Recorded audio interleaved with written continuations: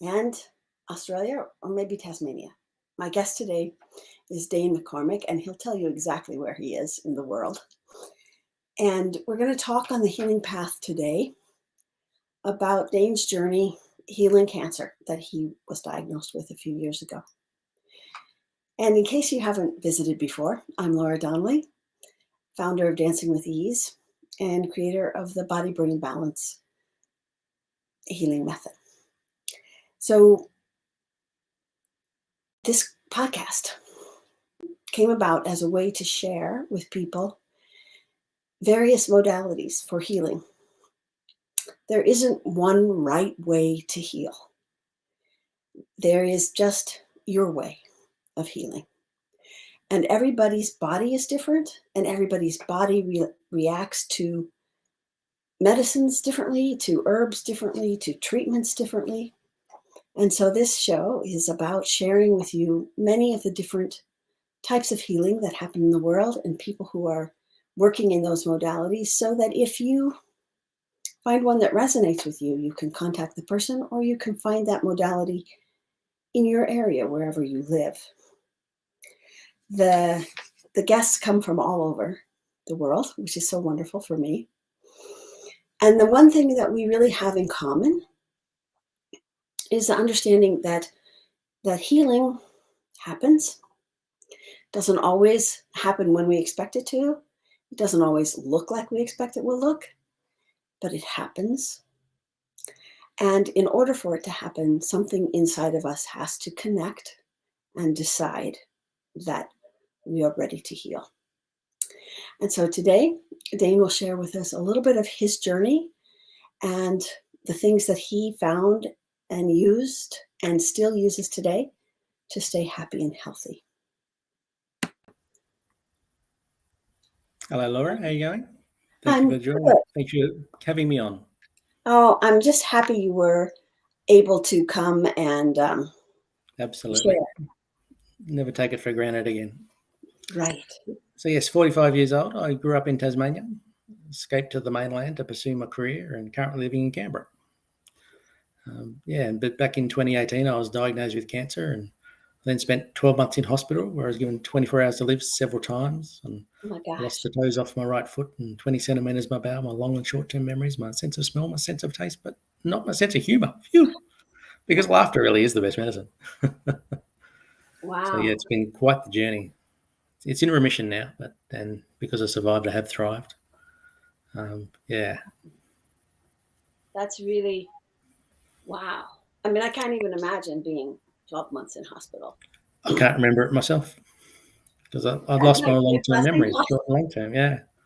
I don't remember being diagnosed with cancer, chemotherapy, or the stem cell transplant.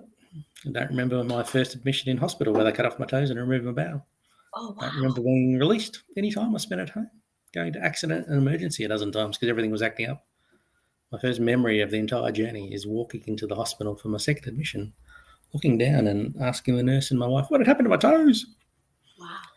Yeah. Wow. And so they probably didn't know that you were having these memory issues before then? Oh, yeah. Yeah, I suffered an acquired brain injury. So bacteria from a surgical infiltrated my brain and killed a big chunk of it, which primarily affected memory. But yeah, I was out of it for quite a bit as well. Yeah. It's easily the worst part of the journey, actually. So then I could probably have a million questions. How about speaking? Did you have to learn how to speak again, or did that? No, it's primarily memory. So the analytical part of my brain was largely pretty good, luckily. It's gratitude right there. Yeah. Yeah. And so gratitude is, I mean, it's really hard sometimes to be grateful when so much is gone. Correct. But be grateful for the things that didn't go and what you've still got and what you get out of it as well. Yeah, it reawakened my love of writing, and because I lost my long-term memories, I set off on a mighty quest to find them and wrote my autobiography, and it was so rewarding. So rewarding. So then you just talk to people and ask for stories about your life? I reconnected with people, yeah, from my past, colleagues and friends, and it was amazing. I'd recommend it to everyone. Absolutely. Totally worth it. Awesome. So So what do you do when you do connect with somebody? To tell them that you're... Yeah, upfront with them. So I've lost my memories, and I'm hoping you can promote some. And they're pretty good about it generally. Yeah, It they'll come must up be with some very stories. interesting too, I mean, it reminds me of this thing. It's like when you're a kid, and your parents tell all these stories about you before you really remembered what happened. But then they become stories that about yourself from somebody else's point of view. Yeah, And in yeah. a way, They do spark memories though, and when they spark them, it's like, oh yeah, there's one. Yeah, oh, they're all cool. there. They're there. They just need to find them. I haven't found them all yet. I'm still updating my autobiography. Well, I think that's an amazing and powerful way that you Yes, have used this loss to reconnect with people in your life. correct. It gave me that opportunity, and I'm grateful for that because I never would have done it otherwise. It's too busy We're charging so through life. we're Yeah, just so busy doing everything right now, yep, right here, right? correct. My cancer journey slowed me down and become more mindful, and it's just so delightful. It really is. It is it is a whole different... it's like being on the different side of a curtain, sort of, Yeah, in terms of a play, the the the actual life you're living, and before being in the audience, just going and doing what everybody correct, is doing. correct. Well, I had read one of your essays on mindfulness in Biz Catalyst 360, which is how I Oh yes, met you.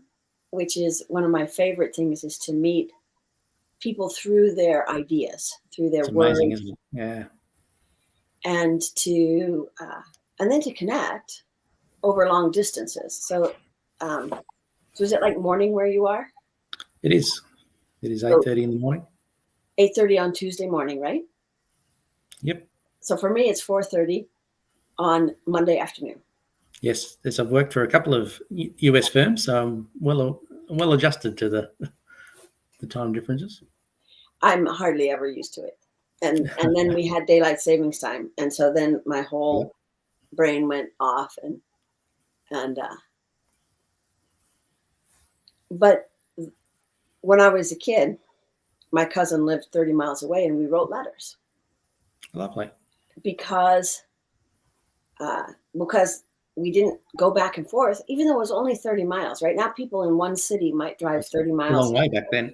It was a very long way, and telephone long distance was expensive back Yeah. then. And so we wrote letters, and And you've still got those letters. yeah, and I have another series of letters from my sixth grade teacher. Lovely. She went into international teaching after my year, when she was my sixth grade teacher, and so again, those are very fun, and so now it's been like years, and like maybe 50 years almost, that we have been corresponding. Yeah. And when she moved the last time, she bundled up a lot of the letters that I had sent her, and she sent them back to me. So now I have the letters I sent her and the letters she sent back to me. Yeah. And I have them more like a book, kind of. And to look back all that way, Yeah. even then, and see what was important to me at that time that I shared with somebody. Yep. And it gives you memory recall from those times as well, doesn't it? Right. And might be things I didn't even remember, at Yeah. this point. Yep. But they were But my important. memory issues aren't unknown. They're just a little worse than most. Exactly. Exactly. Um, And so you said you're writing your autobiography. And do you think you will publish it, or do you think you'll keep it for yourself? Or do It's you know online. yet? It's available online Oh, awesome. for everyone. Yeah, absolutely. My life is an open book. That's a really beautiful thing. So what I remember reading in your biography that you did singing, that you did meditation, that you remembered a lot of things, that you used tools that you had learned kind of throughout your life. But I guess, like all of us, if you didn't need them today, you maybe hadn't been using them. So Correct. did somebody help you to? Yes, absolutely. Had some wonderful support in the rehabilitation hospital in Canberra, University of Canberra Rehabilitation Hospital. And the occupational therapists and counsellors there were amazing, just to slow down. And now every morning get up and review my work and go for a walk. Clears my head. I get good ideas for work and life every single walk. Come back and get going, In fact, I went for a walk before this one just to clear my head for that reason. Awesome. So in the olden days, before you had your diagnosis, did you take that kind of time to God, no, I only walk to get places or go through World Heritage Forest, right? Now I do a 20-minute walk 2 or 3 times a day. Yeah, never did that before. Just for self-care? Self-care, correct. Clear the head. You need to keep walking or you'll stop walking. So that's turned into a beautiful practice. Yeah. Of self-care out of partly out of your recovery, needing to keep moving, needing to keep your body more active and fit. Are there other things that you have added to your routine? Well, I sing as I go walk around, yeah. Oh, singing and walking, that's beautiful. Yeah, absolutely. Not too loud. But yeah, it relaxes you. Singing relaxes you. Well, and it causes you to breathe differently. Yeah, correct. And singing while moving really opens up your whole physical mechanism in a way, and helps you to oxygenate your body and blood in a different way. And feel better. Yeah, you do always feel better with more oxygen. Correct. So if you had tips, like the first thing that somebody could do to take better care of themselves, what would you? I'll go for a walk. Yeah. Go for a walk. As I said, I never used to do that, but it's really rewarding. Yeah. And it depends what you're going through as well, right? Right. You'd go for a walk for different reasons. Yeah. The main reason I do it is because of my acquired brain injury, because it gets all cloudy and doesn't work properly. And you go for a walk and it clears it up. That's really part of that, probably, is the endorphins from physical exercise. Yeah. And, we know that sitting, being still for long periods of time is hard on the body. Correct. But you got to get up and move every hour, at least every hour. Yeah. Just don't sit there and, stare at the screen or correct. Whatever you're staring at. So when you came out of all of the treatment, then you had to do rehab, which is the different thing, which is coming where they getting ready to return to life. Yeah. Yeah. And so when did you start your writing practice? It was during the rehab. Yeah. A couple of people were saying you should write about it. So I thought, I'll give it a go. And yeah, it's because you're writing about it, you understand it better. And you can deal with the emotions and everything that's going on better. And so you understand it and you deal with it. Yeah, it's really, really rewarding practice to do it. I think it's very powerful too. I mean, it takes me a little bit longer to write than it takes me to speak. Absolutely. Because you think about it more. And do you do pencil on paper or do you type? I type. I do a bit of pencil on paper though as well. A little bit. Both. I don't write notes because of my short-term memory. I've got to write notes down. Oh! I'm writing notes right now. I've got a pen. Okay, so as we're talking, you're taking notes. Absolutely. Awesome. Is it tiring? Everything's tiring with an acquired brain injury. Yeah, everything. Yeah, even just walking along, you no longer just because the toes are removed from my feet and it damages the nerves and the soles of each feet as well. So I've got to pay attention to where I'm walking, which uses brain power. I've got to think about what I need to remember and what's not important. And yeah, Not get distracted from the here and now. Because I can only remember certain things. So what do I need to remember? Let's focus on those.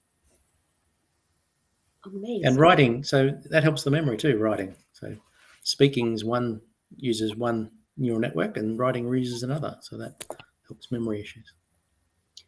I did always in school copy my notes a couple of times. Yeah. When I helps was studying. Increase the memories. And I was thinking when you were talking about that, I have done walking meditations. Oh yeah. Where what you really are doing is just, feeling your foot connect with the ground. And I think it's very, very powerful that you're doing this, because a lot of times when we have injury or pain in our feet, we pull everything up, and I can see in your body and your structure that you're kind of at ease in your body, which I've accepted it's happened and I'm moving on. Yeah.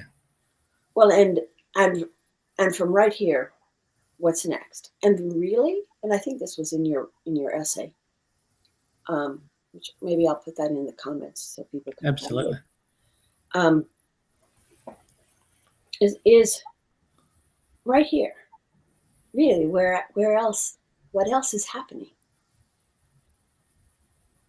besides this moment? And I know you wrote about not worrying about what was in the past, and not. I mean, because we can't do anything about it, really, right? It's correct. It's happened. But also not projecting fearfully into the future. Not at all. But it seems to kind of give you this real, and a lot of people pay a lot of money to go to a meditation retreat to learn this. And for you, this seems from what you've said, your daily practice of there, and staying present and following. It's called the present because it is a present. Yes. That's beautiful. It's very well named. So, are you, in addition to your autobiography, which is on your website, which is in the description if people want to find that? Absolutely. Do you, I'm sure you'll be putting more essays out onto Biz Catalyst. Yes, I do have an author page that has a whole bunch of different essays I've done around helping people through difficult times, around mindfulness and gratitude and career development as well. Yeah, my writing takes me on the most amazing journeys of discovery and recovery. I think because you discover things about it. You start writing about yourself and you discover things about yourself. Yeah. And sometimes, okay, does this happen to you? This happens to me. I start writing, I think I'm writing about one thing, and then the writing. Oh, yeah. The story starts to tell itself. You never know where you're going to end up, but it's always cool. Absolutely. So that sounds to me like a lot of trust, that you have a lot of trust in the process. Absolutely. And I think that that's really, really powerful, because a lot of times when we have something go wrong physically, we can have like a not feeling like our body has our back, sort of. Oh yeah, that's understandable, isn't it? Absolutely. Because it was having a breakdown, Yep. It's important to acknowledge that, but not get wrapped up in it. Yeah. Yeah. Now that's a key piece of, I think, that people do with meditation, is to absolutely acknowledge it, accept it. Okay, how can we not be continue stuck living to it? life? Yep. Right? Not be like, this is all tangled up in me. It's Yep. just what happened. Correct. And then I can. Is there something we can do to fix it, or is it just as it is and we just need to move on and walk through it? Yeah. Right. So if somebody gets a bad diagnosis, what would be the first thing that you would share with them as something that they might do in that? Well, here's what I would take. My mom got cancer a long time ago in the 80s, and she called me and told me on the phone, and I was cool. I held it together while I was talking to her. I got off the phone and I couldn't even say the word cancer to my husband. Yeah. I was so. There's so many unknowns in that, isn't there? Yeah. There are so many unknowns. You don't know what type of cancer it is, how long you'll have it, what side effects you'll get from it. Yeah. And it's important not to think too far ahead of those and take each day as it comes. Yeah. I And think figure that's things out. Yeah. powerful. I think that's powerful to, because it is. And the doctors sometimes, say, well, and they give you the worst case. They tell you the worst things that can happen. They need to, yeah. And to heal, I think that we need to stay in the present moment with as much of what's going right. Yes. That's because And exploring options for helping you as well. It's kind of, okay, this is an issue. Can we explore that? Yes or no? And yeah.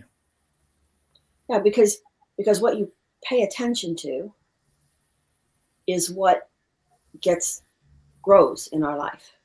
Yeah. It's like the attention we pay to something is like the water we put on the plant. And if what we're paying attention to is fear and get wrapped up in that. Yeah. And worry, but like you said, it's very different to acknowledge and accept that the fear exists than it is to get tough and say, I will not be afraid. That's very, very different response. And I think that what makes you so engaging is this moment by moment acceptance. Yeah. Just take life as it comes, one day at a time. Figure it out as you go. That's powerful advice for anybody in any situation. Did you have some times when you were really angry and frustrated that you had to? Well, it's hard to remember because I don't remember the really tough times. Yeah, but yeah, it's hard to say. I'm sure there were. It happened to everyone. Yeah, but they didn't stick. Apparently. Well, no, I mean, this is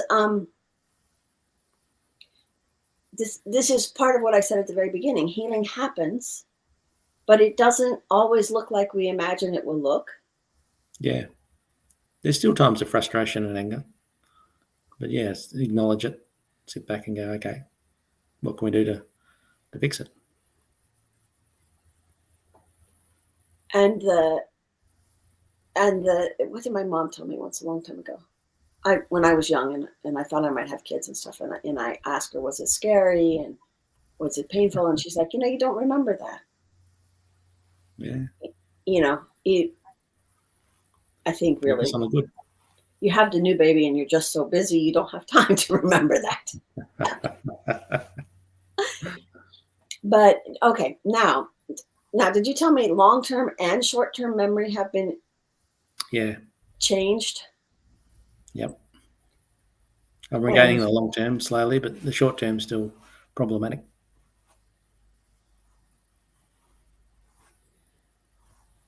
I think this is probably interesting because I think most of us maybe don't even think about the difference between long-term and short-term memory. Well, no, you don't. You just do things, right? Because and then sometimes until something's gone, you don't understand the value of it. You don't know what you've got till it's gone. It's often the case. Yep. But you also, I'm thinking that before you had the cancer, to me, you seem like an incredibly strong person. And I don't know if you would have thought of yourself that way before. Nope. So are you still meeting with physical therapists? And Absolutely. Yeah. so you're still kind of on this healing journey, and every Oh, day. yeah. It may never end because my mother put it, my body is ahead of its time. I'm experiencing many of the effects of aging and memory loss and mobility, and yeah, it's not going to end. It's going to, as I get older, but I'll have the strategies in place. So hopefully it'll be better. Right. So Simone came on, so she said she found this very inspiring, which is wonderful. And I don't know. I read your words and I thought, I want to meet this person. And here we are. And here we are, which is such one of the bonuses of the internet age. Absolutely. Anyone can do it. So in terms of computers, okay, you're going to laugh at me, right? I'm done. So like I do something, right? And I'm like, I have to add an app to my Facebook group or something. And I go in there and I cannot remember where the thing is to add the app to it. Yep. So I got to Google it. Yep. Thank you, Google. And then I have to go back and follow the directions. So the last time I did this, I wrote down my own cheat sheet. Right. Because I'm like, I have to keep doing this over and over. And it's easy to get frustrated with yourself when you have to do that. And so like with computers and internet, and you said you type a lot, I'm assuming on your computer, that muscle memory for typing, did you remember that, or did you have to relearn that? No, that was pretty good too. So rehabilitation was part of that. They got me back in front of a computer just to see how it went, if I did remember that or not. That's important when you go back to work. You want to know that before you go back to work, don't you? Yeah. Absolutely. It also helped understand how many hours I could do every day. Ah, right. Yeah. Can I get in front of the computer for a couple of hours and not be too tired? Or that was really important. I think it's miraculous what the body can do. Yeah.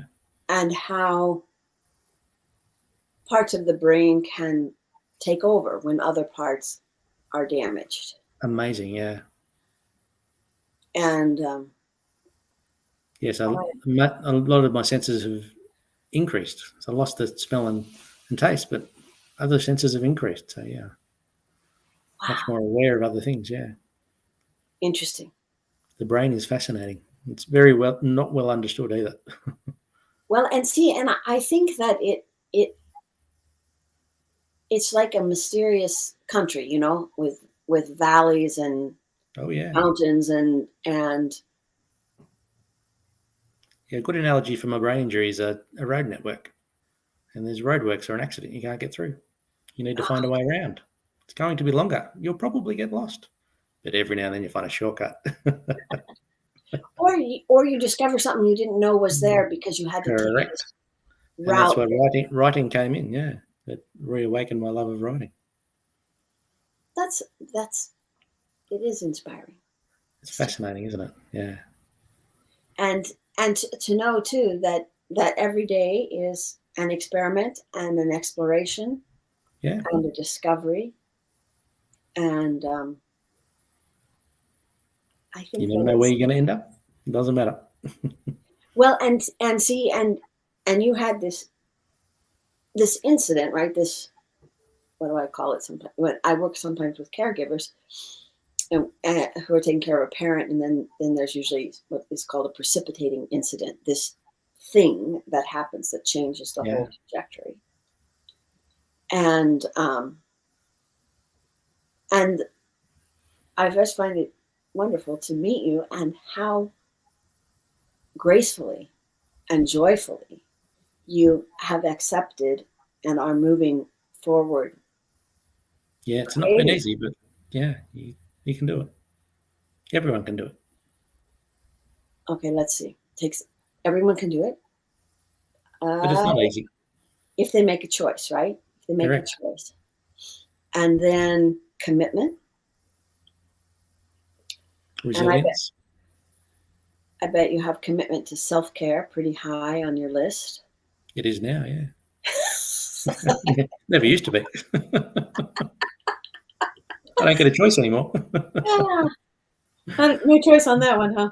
But I'm grateful for it. Yeah. And because so, as like you, I'll continue doing it and it'll be better for me. right. So for people who are struggling, you mentioned writing and walking. So I know, like for myself, like if I get kind of agitated or something, and I walk, if I walk a little quicker, I can burn off some of that extra energy, and then I can start to observe Center the yourself a world. little bit more. Yeah, and observe the world. That's the important one. To look around. Don't just look, see. Don't just listen, hear. And my neighbors, actually, one time I was walking and I found they have a tree, and the tree has, it's a locust tree we have here, type of locust, has spines on it this long, sticking all out of the trunk. And I probably had lived here 3 or 4 years in this neighborhood, and driven by that tree a bunch of times, and even walked by it sometimes. But one day I was just walking a little bit more slowly. Yep. And the light was just in the right place. And I look over and I'm like, oh, heck. That you could not embrace that tree. Yep. And so then I laugh at myself because of how long I lived there and didn't see that. Well, I've got a funny story there. Okay. On my daily walks, there was an amazing treatment called the Brain Training Centre. I hadn't noticed it on my daily walks until my wife pointed it out. And I've since started going, and it's working. It's been really good. So, yeah, it was on my daily walk. Then that brings up another point about life, is that many times, what I want to say, you pass by something, you see it, but you don't see it. You focus. You don't sit back and look around. Yep, you see it. You look, but you don't see it. Right. So, do you have a tip that you would like to share with people for? Slow down. Slow down. Yeah, absolutely. Yeah. You think you get there quicker if you go quicker, right? But no, slowing down will help you get there quicker. I agree. I really did not like that tortoise and the hare story when I was a kid. Yep. You don't understand it back then, but you do now. Right. Well, Dane, it's just been delightful speaking to you. Absolutely. Thank you, Laura. I'm glad you had time to jump at the crack of dawn. Take your morning walk and come back and hop on the internet. That was wonderful. I will look forward to more of your essays, and I invite people, if you have comments, if you have questions, yeah, absolutely, write in here, and Dane and I'll get back in touch with you. For sure. So take a very good rest of your day. I hope you have a wonderful time. And thank you, Laura. I hope you have a wonderful time too. Thank you. Take care.